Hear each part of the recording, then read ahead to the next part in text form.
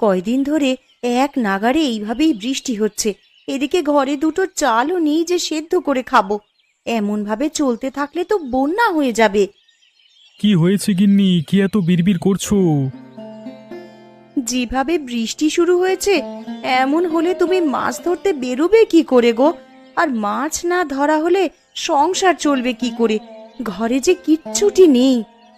আরে আমিও তো সেটাই ভাবছি গিন্নি, এভাবে বর্ষা বাদলা চলতে থাকলে তো না খেয়ে মরতে হবে আমাদের সবাইকে।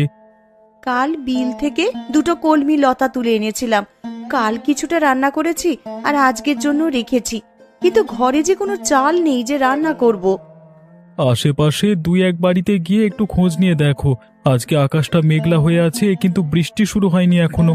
এর মধ্যে নদীতে গিয়ে জাল ফেলে দেখি মাছ পাওয়া যায় কিনা। আশেপাশে আর কার বাড়িতে যাব? সবারই তো একই অবস্থা। বৃষ্টির চোটে কেউ তো এই কয়দিন ঘর থেকে বের হতে পারেনি। তাহলে তুমি দুটো গমের আটার রুটি বানাও গিন্নি। আজকের রাতটা না হয় আমরা আটার রুটি আর কলমি ডাঁটা সেদ্ধ খেয়েই থাকবো। সে না হয় করলাম, কিন্তু যেভাবে বৃষ্টি শুরু হয়েছে, বানের জল ভেসে আসা শুরু হলে তো বন্যা হয়ে যাবে গো। তখনকার জন্যে ঘরে তো কিছু শুকনো খাবার মজুদ রাখতে হবে। সেটাও তো আমিও বুঝতে পারছি। এভাবে চলতে থাকলে তো বন্যা হয়ে গেলে না খেয়ে মরবে। আমাকে আমার জালটা এনে দাও তো দেখি। আকাশ ভালো থাকতে থাকতে মাছ ধরতে বেরিয়ে পড়ি। ঘরে শুকনো মুড়ি আছে, দুটো চিবিয়ে যাও, না হলে পরে আবার খিদে লাগবে। না না, এখন আর কিছু খাবো না। দেখি কয়টা মাছ পেলে বাজারে নিয়ে বিক্রি করব। ওই টাকায় চাল আর কিছু সবজি নিয়ে আসা যায় কিনা দেখি। রান্নাঘরে দেখো, একটা ব্যাগের ভিতরে জাল রাখা আছে। সেখান থেকে জাল আর মাছ রাখার পাত্রটা নিয়ে যাও। ঠিক আছে, আমি তবে বের হলাম গিন্নি। সাবধানে যেও।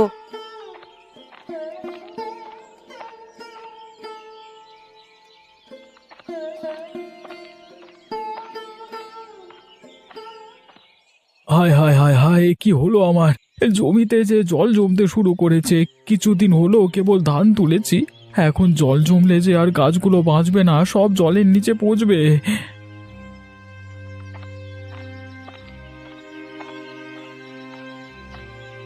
কিরে গোপাল, কি হয়েছে তোর? এভাবে আহাজারি করছিস কেন? দেখুন হারান দাদা, এই কদিনের বৃষ্টিতে আমার জমিতে জল জমেছে। আজকেও তো আকাশ মেঘলা হয়ে আছে, যে কোনো সময় বৃষ্টি নামতে পারে। এভাবে চলতে থাকলে তো জমি জলের নিচে তলিয়ে যাবে। আমিও তো আমার জমি দেখে এলাম, আমার জমিতেও তো জল জমছে রে গোপাল।